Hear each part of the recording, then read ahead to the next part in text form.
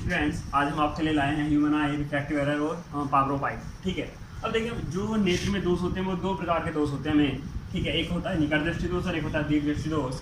अब इनके जो नाम होते हैं वो क्या क्या होते हैं, पहले तो नाम के बारे में बात कर लें हम। तो एक होता है नियर साइडनेस, एक होता है उसको बोलते हैं मायोपिया। ठीक है, एक होता है दीर्घ दृष्टि दोष, उसको बोलते हैं फार साइडनेस और हाइपरमेट्रोपिया।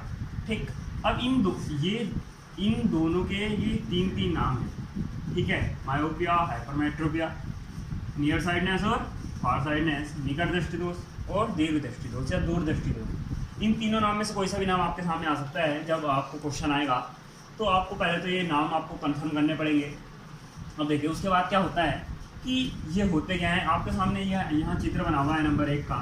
तो इसमें क्या है, ये एक रियल आइज़ का जो इमेज बनती है, मतलब जो आँख होती है उसके अकॉर्डिंग कैसे इमेज बनती है, कहाँ बनती है, वो शो कर रखा है। ये रे बनी हुई है। अब ये रे क्या है, यहाँ ऑब्जेक्ट्स जाती हैं और यहाँ ये नेत्र लेंस है। तो लेंस क्या करेगा, रेटिना पर फोकसित करेगा किरणों को। तो ये क्या बन जाएगा, आपका प्रतिबिंब बनेगा। ठीक है, ये जो सामान्य नेत्र होता है उसकी द्वारा प्रतिबिंब बनने का है। हमारे पास सेकंड चित्र है, जो हमारे पास सेकंड चित्र है वो है जो फर्स्ट वाला दोष लिखा हुआ है, निकट दृष्टि दोष। तो ये होता किस वजह से है या इन दोनों में क्या क्या होता है, मैं आपको इसके बारे में बताऊँ। तो होता क्या है, देखिए मैं बताता हूँ। जो दोष के साथ जो नाम लिखा हुआ है उसे वहीं की वस्तु दिखाई देगी। अगर निकट दृष्टि दोष हो तो निकट की वस्तु दिखाई देगी, दीर्घ दृष्टि दोष होगा तो दीर्घ यानी दूर की वस्तु दिखाई देगी। इन व्यक्ति को पास की वस्तु नहीं दिखाई देगी, निकट वाले में निकट की दिखाई देगी तो दूर की नहीं दिखाई देगी। ये चीज़ आपको ध्यान रखना है कि जिस नाम में जो चीज़ आएगी वहीं की वस्तु दिखाई देगी। आगे बात करते हैं होता कैसे। देखिए सेकंड चित्र की बात करते हैं तो क्यों होता है। नेत्र, सबसे पहला पॉइंट लिखा हुआ है नेत्र लेंस की वक्रता अधिक होना। यानी जो नेत्र लेंस है, मैंने वक्रता से मतलब बताया था घुमाव से। यानी कोई लेंस अगर एक ये है और एक ये लेंस है तो इसमें जो घुमाव है वो इसमें ज़्यादा है और इसमें कम है। तो इसका मतलब ये क्या है, वक्रता इसकी अधिक होगी और इसकी वक्रता कम होगी। यहाँ वक्रता का मतलब आर वाली रेडियस से नहीं है। ये बात करते हैं नेत्र लेंस की वक्रता अधिक होना। वक्रता अधिक होने का मतलब फोकस दूरी कम हो जाएगी तो प्रतिबिंब क्या होगा, थोड़ा पास आ जाएगा। यानी जो लेंस प्रतिबिंब बनाता है तो लेंस के समीप आ जाएगा प्रतिबिंब। कहाँ से, रेटिना से। तो रेटिना पे पहले प्रतिबिंब बना था, रेटिना से थोड़ा लेंस की ओर खिसक जाएगा। तो देखिए किसका वो दिखा रखा है। सेकंड पॉइंट है नेत्र गोलक का लंबा होना। अब इसको कैसे याद रखना है, देखिए ये एक गोला है। ठीक है, ये गोला है। अगर इसके इस सिरे से कोई चीज़ पहले यहाँ इस तरह से बन रही थी, अब वो क्या बन रही है कि ये वाला पॉइंट अब इसका कहाँ आ गया, बीच में आ गया यहाँ। यानी इस सर्कल के कहाँ आ गया, बीच में। तो इसका मतलब क्या हुआ, इसकी जो ये रेडियस है यानी इसका जो एरिया होगी वो क्या होगी, बड़ी होगी। यानी इसकी जो बीच की डिस्टेंस होती है इस सिरे की और इस सिरे की, फर्स्ट और एंड की, सेकंड की, वो क्या हो गई होगी, ज़्यादा हो गई होगी। तो इसका मतलब कब हुई होगी ज़्यादा, जब इसकी रेडियस बढ़ गई हो। तो रेडियस बढ़ने का मतलब जैसे जैसे रेडियस बढ़ाते हैं किसी गोले की, उसकी क्या होती है, त्रिज्या बढ़ती चली जाती है। या वो जैसे जैसे हम रेडियस बढ़ाते हैं वैसे वैसे क्या होता है, उसकी गोलाई बढ़ती चली जाती है। तो इसका मतलब नेत्र गोलक क्या होता चला जाता है, बड़ा होता चला जाता है। यानी नेत्र गोलक क्या होता है, लंबा होना शुरू हो जाता है। ठीक है, आप इस चीज़ को ध्यान रखिएगा। तो निकट दृष्टि दोष में जैसे जैसे आपको जो इमेज लेंस की ओर खिसकती दिखाई देगी तो इसका मतलब नेत्र गोलक बड़ा होता चला गया होगा। ये नेत्र निकट दृष्टि दोष के लिए क्या होते हैं कि निकट दृष्टि इन दोनों कारणों से उत्पन्न होता है। अब इसके निवारण के लिए क्या करते हैं, देखिए एक जो अवतल लेंस होता है, अभी मैं बताऊंगा अभी इनको याद कैसे रखना है कि कौन से के लिए कौन सा लेंस है। तो जो अवतल लेंस होता है इसका यूज करने के बाद हम क्या करते हैं कि जब हम जो किरणें आती हैं मानव नेत्र से पहले, अगर उससे पहले हम अवतल लेंस के जो हम गूगल यूज़ करते हैं चश्मे, उनका अगर प्रयोग करें तो उसमें क्या होता है कि जो किरणें होती हैं वो क्या होती हैं, जो लेंस होता है बाद में क्या करता है उन किरणों को रेटिना पर ही फोकसित करता है। ठीक है, कहाँ करता है, रेटिना पर ही फोकसित करता है और इस बीमारी का निवारण हम कर सकते हैं। ठीक है, अब दूसरे दोष की बात करते हैं, दीर्घ दृष्टि दोष की। तो इसके जस्ट अपोजिट होता है, इसके जस्ट अपोजिट होता है। आप एक याद रखिए, दूसरा अपने आप याद हो जाएगा। एक याद रखिए अपना, दूसरा अपने आप याद हो जाएगा। फर्स्ट क्या है, नेत्र लेंस की फोकस अधिक होना। फोकस अधिक हो जाने का मतलब देखिए यहाँ वक्रता अधिक, यहाँ फोकस अधिक लिखा हुआ है। तो इसका मतलब इसकी वक्रता क्या हो गई होगी, इसकी अपोजिट हो गई होगी, तभी वो फोकस दूरी में डिफरेंट आया है। तो अब एक चीज़ होगी यहाँ फोकस दूरी के लिए। अब नेत्र गोलक का छोटा होना, तो यहाँ क्या लिखा था, लंबा होना, तो दूसरे में क्या आ जाएगा, ऑटोमेटिकली छोटा होना। ठीक है, तो एक चीज़ याद रखनी है, दूसरी चीज़ ऑटोमेटिकली अपने आप याद हो जानी है। इसको भी आप सर्कल से समझ सकते हैं, प्रतिबिंब बन रहा है। आप ये समझ के चलिए यहाँ रेटिना पे प्रतिबिंब बन रहा है। ठीक है, तो रेटिना पे प्रतिबिंब बनना, तो रेटिना के अब देखिए दूर लिखा हो तो इसका मतलब लेंस से दूर जाके प्रतिबिंब बनेगा। तो लेंस से दूर जाके प्रतिबिंब बनेगा यानी गोले से बाहर बनेगा, गोलक से। अब गोलक से बाहर प्रतिबिंब बना तो यानी रेटिना से तो आगे बना हुआ है, यानी लेंस से कहाँ पहुँच गया, दूर पहुँच गया। अब देखिए इसको अगर मैं अब दूसरी चीज़ से समझूं तो ये गोलक था और इस सिरे से यहाँ प्रतिबिंब का बना एक्स्ट्रा जाके बन गया। पहले जो सर्किल था ये वाला था, तो अब देखिए गोला जो था, ठीक है, यानी जो गोलक था वो पहले ये था, तभी तो यहाँ रेटिना में प्रतिबिंब बन रहा था। अब प्रतिबिंब कहाँ बन रहा है, इस तरीके से बन रहा है यहाँ ऐसे करके, तो यानी इसका मतलब ये गोलक छोटा हुआ होगा और ये कहाँ बन गया होगा, यहाँ इस तरह से प्रतिबिंब वहीं का वहीं बन रहा है, लेकिन गोलक कहाँ गया आगे, तो तभी तो प्रतिबिंब पीछे बना। अगर एक दोबारा बताता हूँ, चलिए देखिए कभी कंफ्यूज हो गए हूँ। आप एक गोलक बनाइए, पहले ये बनाया, तो अब यहाँ पहले आप ये डायग्राम बना लीजिए कि ये इस तरह से पहले रेटिना पर प्रतिबिंब बन रहा था, ठीक। अब लेकिन हमारे पास जो प्रतिबिंब है वो तो यहीं कहीं बना हुआ है, लेकिन ये लास्ट वाला जो भाग है ये कहाँ आ गया, ये इस तरह से आ गया। तो अब जो पहले गोला था वो ये था, तो अब देखिए आप गोले को देखकर बताइए कि कौन सा गोला छोटा है। अब जो बाद में बनाया गोला वही तो छोटा है, तो इसका मतलब गोला क्या हो गया होगा, छोटा हो गया होगा। किसमें, जब उत्पन्न हो जाता है, जब दूर दृष्टि दोष या दीर्घ दृष्टि दोष उत्पन्न हो जाता है तो गोला क्या हो जाता है, छोटा हो जाता है। आप इस चीज़ को ध्यान रखिएगा। इसके निवारण के लिए एक उत्तल लेंस का प्रयोग किया जाता है। उत्तल लेंस का प्रयोग करने के बाद क्या होता है, किरणें वापस जो हमारे पास गोला होता है वहीं जाके क्रिएट होने लगती है, यानी फोकसित होने लगती है, ठीक है। अब बात करते हैं, देखिए इसके आगे भी दोष हैं, लेकिन मैं अभी फिलहाल इन दो को ही अभी कंफर्म कर दूं कि इनके निवारण कैसे किया जाता है, क्योंकि यही दो मेन है और यही दो अधिकांश से पूछे जाते हैं, बार बार रिपीट होके। तो आप देखिए थोड़ा चलिए आपको हंसी भी आएगी, जो हम परफ्यूम वगैरह यूज़ करते हैं, बात करते हैं वहाँ, तो परफ्यूम वगैरह यूज़ करते हैं तो आपने उसमें एक नाम सुना होगा, ड्यू जो होता है, सुना है। अब ड्यू अगर मैं नॉर्मल तौर पे लिखने लगूँ, क्योंकि आजकल फ़ोनों का ज़माना है, तो अब उसमें सब क्या कहते हैं, जो नॉर्मल टाइपिंग करते हैं तो उसमें ड्यू जो लिखते हैं हम इस तरह से लिख लेते हैं डी, ठीक है। अब इस डी का मतलब डिस्टेंस है, यानी दूरी, दूर से। अब दूर कौन से वाले में, दीर्घ दृष्टि दोष में, यानी दूर दृष्टि दोष है। यू अगर मैं कहूँ कि यू से अगर कोई चीज़ स्पेलिंग हम लिख रहे हैं तो उसका क्या मतलब है, ऊ लिखा जाएगा स्टार्टिंग में, तो डी का मतलब दूर दीर्घ दृष्टि दोष और यू का मतलब उत्तल लेंस से होता है, यानी ऊ स्टार्टिंग में आता है। तो डी यू का मतलब दीर्घ दृष्टि दोष और उत्तल लेंस, उसके निवारण के लिए यूज किया जाता है। इससे अलग भी एक ट्रिक और बता रहा हूँ। आप अगर दूर को सही से बोलते हैं, यानी खींच के बोलते हैं, तो उसमें दूर, इसको दीर्घ को आप दूर दृष्टि दोष से ज़्यादा याद रखोगे तो ज़्यादा फायदा रहेगा। दूर में ऊ आता है बोलते हुए, तो इसका मतलब जिस वर्ल्ड में ऊ आ रहा है तो उस वर्ल्ड में उसी नाम के सेंस के लेंस का प्रयोग होगा, ठीक है। आप दोनों तरीके से याद रख सकते हैं, जिसको जिससे याद रहे उससे ध्यान रख लेना, ठीक है। अब जो हमारे पास निकट है, तो निकट वाले को आप अगर निकट को हिंदी में आप आराम से बोलोगे तो उसमें क्या आएगा, ए लिखो, ए बोलेगा साथ में, तो यानी तो निकट दृष्टि दोष के लिए अवतल लेंस का प्रयोग होता है और दूर दृष्टि दोष के लिए उत्तल लेंस का प्रयोग किया जाता है, ठीक है।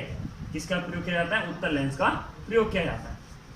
देख, अब इन दोनों को कंबाइंड हुए एक, जब हम जैसे जैसे जो व्यक्ति होते हैं उनकी एज बढ़ती चली जाती है, तो उसके साथ उनमें क्या होते हैं, कुछ ना कुछ नई नई चीज़ें, जो उनके बॉडी की जो पार्ट्स होते हैं उनमें अलग अलग चीज़ें, जो बीमारी होती है वे आने लगती हैं। तो वैसे आँख के लिए भी एक ऐसी बीमारी होती है कि उसमें क्या होता है कि जो एज के साथ धीरे धीरे कोई ना कोई बीमारी बढ़ती है। अब उसमें क्या होता है, एक मेन होती है कि प्रेसबायोपिया, जिसको हम बोलते हैं जरा दूर दृष्टिता, ठीक है, जरा दूर दृष्टिता। तो इसमें क्या होता है, जो ये ऊपर दोष लिखे हुए हैं दोनों, निकट का भी और दूर का भी, तो ये दोनों ही दोष कंबाइंड होकर आते हैं। ना तो निकट की वस्तु साफ दिखाई देती हैं और ना ही दूर की वस्तु साफ दिखाई देती हैं, आप ऐसा समझ सकते हैं, यानी दोनों ही दोष साथ उत्पन्न हो जाते हैं। तो इससे क्या होता है, जो व्यक्ति होता है उसको सही से दिखना बंद हो जाता है। तो ऐसे लेंस के लिए, ऐसे दोष के लिए क्या करते हैं, बाईफोकल लेंस का यूज करते हैं, यानी द्विफोक्सी लेंस का प्रयोग करते हैं। इसमें क्या होता है, अवतल लेंस भी यूज होता है और उत्तल लेंस भी यूज होता है, ठीक है। अवतल लेंस भी यूज होता है और अवतल लेंस भी यूज होता है। अगर आपके घर में अगर कोई बुजुर्ग व्यक्ति है तो आप उसके अगर कोई चश्मा वगैरह यूज करते हैं तो आप उनके लेंस में देखिएगा, आपको जो चश्मे का एक भाग होता है इस तरीके का, उसमें एक छोटा सा भाग यहाँ अलग दिखाई देगा और एक बड़ा भाग अलग दिखाई देगा, ठीक है। तो ये अवतल और उत्तल लेंस का कॉम्बिनेशन होता है, आप इस चीज़ को ध्यान रखिएगा, ठीक है। इसके बाद एक होता है मोतियाबिंद। देखिए मोतियाबिंद जो होता है एक ऐसा दोष है कि जो हमारा नेत्र लेंस होता चला जाता है। अब दूधिया होने से मतलब कि ऐसा हो जाएगा कि उसके द्वारा ना किरणों का फोकसित होना होगा, ना इमेज बनेगी, तो हमें वस्तु भी दिखाई नहीं देगी। और ऐसा होता है इसमें कभी कभी पूर्ण रूप से दृष्टि क्षय भी हो सकता है, यानी व्यक्ति एक तरह से पूर्ण रूप से ब्लाइंड भी हो सकता है, ठीक है। अब इसके लिए क्या किया जाता है, कॉन्टैक्ट लेंस का प्रयोग किया जाता है इसके निवारण के लिए, यानी शल्य चिकित्सा द्वारा इसका क्या किया जाता है, ठीक किया जाता है, शल्य चिकित्सा। ठीक है, तो ये पावर ऑफ आई। ठीक है, पावर ऑफ आई में क्या होता है कि कभी कभी मैंने आपको बताया था कि जो हमारे पास, मैंने बताया था कल आपको कि जो आइरिस होती है वो क्या करती है, पुतली के आकार को नियंत्रित करती है। किसके आकार को नियंत्रित करती है, पुतली के आकार को नियंत्रित करती है। तो जब नियंत्रित करती है तो इसका मतलब मैंने आपको बताया था कभी संकुचित होती है, कभी फैल जाती है, इस तरह से कहानी बताई थी। तो उसके बाद क्या होता है, जो लेंस होता है, तो लेंस क्या करता है, अपनी जो प्रकाश किरणों को फोकसित करने की जो क्षमता होती है, यानी जो बदल सकता है बार बार, कि कभी जो नेत्र लेंस होता है वो क्या करता है, अपनी फोकस दूरी को समायोजित कर सकता है। ठीक है, तो ऐसी क्षमता जो नेत्र की खुद की होती है कि वो अपने लेंस द्वारा क्या करता है कि जो प्रकाश किरणें होती है उनको समायोजित कर सकता है, यानी अपनी फोकस दूरी को समायोजित कर सकता है। वो क्या कहते हैं, नेत्र की क्षमता कहलाती है। अब देखिए कैसे कि अभिनेत्र लेंस की अपनी फोकस दूरी को समायोजित करने की क्षमता, लेंस की संवेदन क्षमता,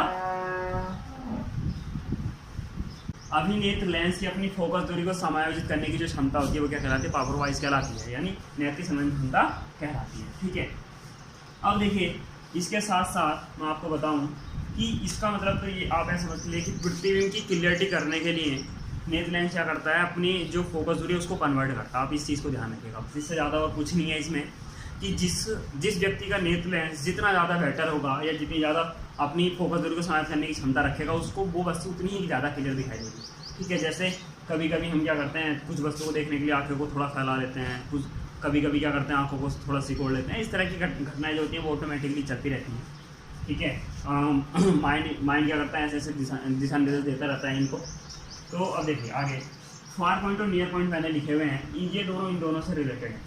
फार पॉइंट का मतलब एक ऐसा बिंदु होता है कि जितनी अधिक से अधिक दूरी पर कोई वस्तु रखी हो और मानव नेत्र क्या करे, बिना किसी परेशानी के, समझ के चलिए, उस वस्तु को क्लियर देख सके। ठीक है, यानी उसका प्रतिबिंब क्या कर सके, बिल्कुल क्लियर बना सके, तो वो बिंदु क्या कहलाता है, दूर बिंदु कहलाता है।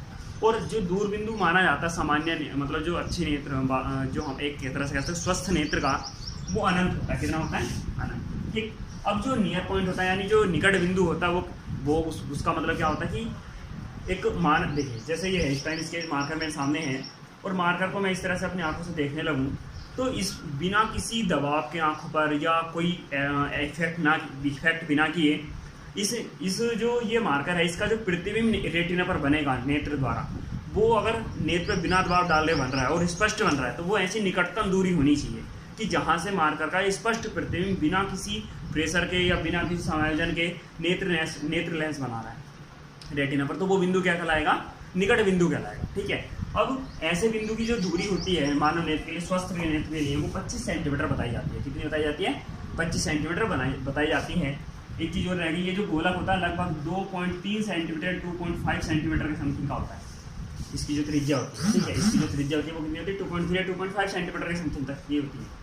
अब देखिए जो फार पॉइंट और जो नियर पॉइंट है, इनके बीच की जो डिस्टेंस होती है, हम उसको क्या बोलते हैं, रेंज ऑफ साइडनेस बोलते हैं, या दृष्टि परास बोलते हैं। क्या बोलते हैं, दृष्टि परास बोलते हैं, दृष्टि परास। ठीक है, यानी जो दूर बिंदु और निकट बिंदु है, इसके बीच की जो दूरी होती है उसको क्या बोलते हैं, परास बोलते हैं, यानी दृष्टि परास बोलते हैं। देखिए मैं सारी चीज़ें एक बार दोबारा से रिपीट कर रहा हूँ, ध्यान से सुनिएगा, और जिसको पहले समझ में नहीं आई वो इस बार ध्यान से सुन लीजिएगा।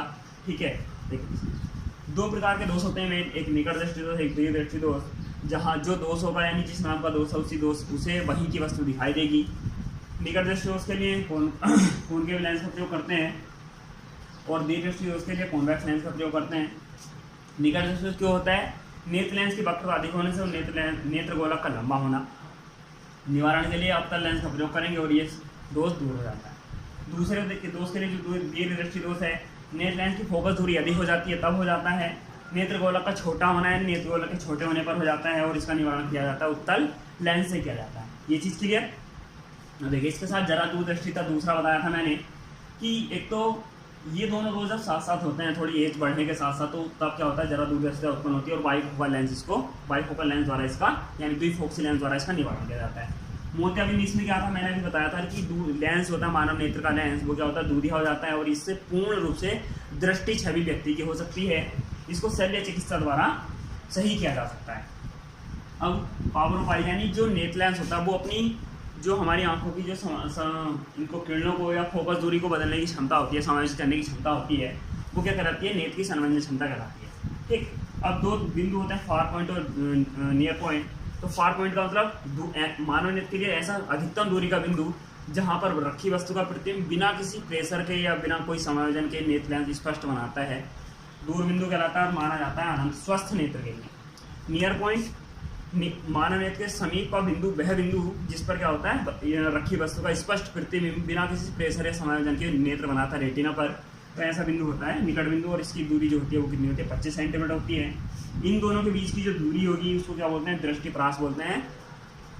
ठीक है, ये आज का टोटल सार था। जो बाकी दो दोष बताए हैं, अभिमुखता और वर्णरानता, मैंने रंगों वाला और जो अक्षर के अकॉर्डिंग जो प्रकाश को ग्रहण करने की क्षमता थी, वो चीज़ आप 12th वगैरह में ज़्यादा इंपॉर्टेंट है। यहाँ तो केवल आपकी NCERT बुक के अकॉर्डिंग अगर मैं बात करूँ तो ये 4 ही दोष यहाँ बताएं। ठीक है, तो thank you for watching students, and like और सब्सक्राइब के साथ शेयर करना ना भूलें। और इस देखिए, आप जितना ज़्यादा शेयर और लाइक करेंगे उसी हिसाब से हम आगे भी और वीडियो भी बनाएंगे, क्योंकि हमें केवल जो प्रेरणा मिलती है आपके इस लाइक और सब्सक्राइब से मिलती है, बाकी और हमारे लिए ऐसा कुछ नहीं है इस पर। ठीक है, तो थैंक यू फॉर वॉचिंग।